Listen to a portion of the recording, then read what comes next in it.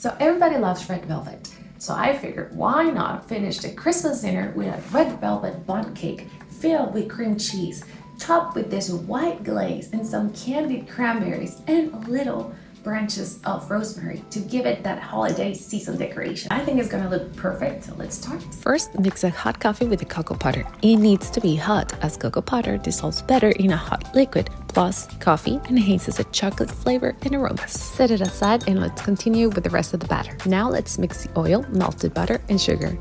As you can see, we're not really creaming, and that's because we don't really need that much air in this type of cakes. Bundt cakes are not really known for being puffy, they're known for being dense. Because what happens whenever we cream sugar and butter? We're adding air to the butter, right? So we're creating like these bubbles.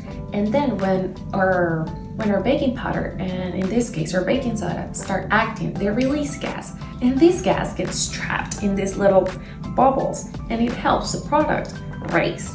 In this case, since we're not creaming a lot, we're not gonna have a lot of bubbles, which will give us a denser cake. But as I said, if you prefer a more cakey texture, you can always cream it first. Now let's add our eggs one by one, making sure that before we add another egg, the previous one is fully incorporated.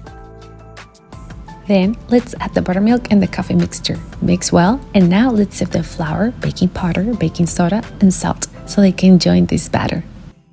Now you don't need to overmix because we don't want to develop the gluten. So it's just mixing until everything is combined. And lastly, the food coloring. I use gel because I find the red turns out more vibrant, but you can use whatever you have in hand. Set aside and beat the room temperature cream cheese on low speed. Once soft, add sugar, eggs, and vanilla until everything is well incorporated. It takes around a minute or so. Next, let's grease the mold and make sure you pay close attention to the creases. Pour around a third of the batter and then add the cheesecake filling. If you're feeling it's too runny, just put it in the fridge for 10 minutes or so you can handle it better. Make sure the filling doesn't touch the sides of the mold, as it will show through the cake sides. Then pour the rest of the batter and bake at 350 for 50 minutes to an hour. Stick a toothpick, and when it comes out clean, it's because it's ready.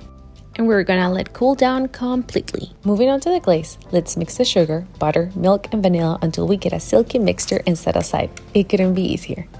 So now that our glaze is done, let's start with our candied cranberries, which are gonna be the perfect Christmas touch, the perfect detail for this amazing bundt cake. Let's start by making a simple syrup. Same quantity of water and sugar, mix and bring to a boil on medium heat. As soon as it boils, turn the heat down to low and let the syrup simmer for 3 minutes.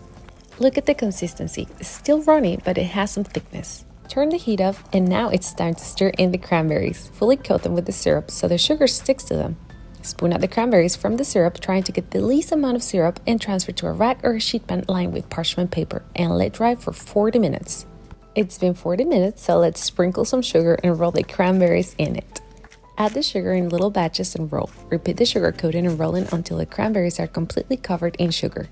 And now to the fun part, let's decorate. Take the cake out of its mold and loosen the edges with a spatula so it's easier to get it out. I also like to go around with a toothpick in the middle, but this is completely optional. Flip the mold and voila! Look at this beauty! Come on, let's add the glaze. That would only make it look prettier. The glaze at this point is going to be dry, so just microwave it for 10 seconds or until it's silky and runny again. Add it on the edges so you can get those strips. Once the glaze dries, don't add more. It will look like a melted candle, and we don't want that unless it's Halloween, but this is not for Halloween. Lastly, add the frosted cranberries. Here's a little trick. Use the glaze as glue. Decorate as desired and enjoy. Let me know how yours turn out. Don't forget to follow me on my social media. I hope you enjoyed this moist red velvet bundt cake as much as I do. Happy holidays, amigos!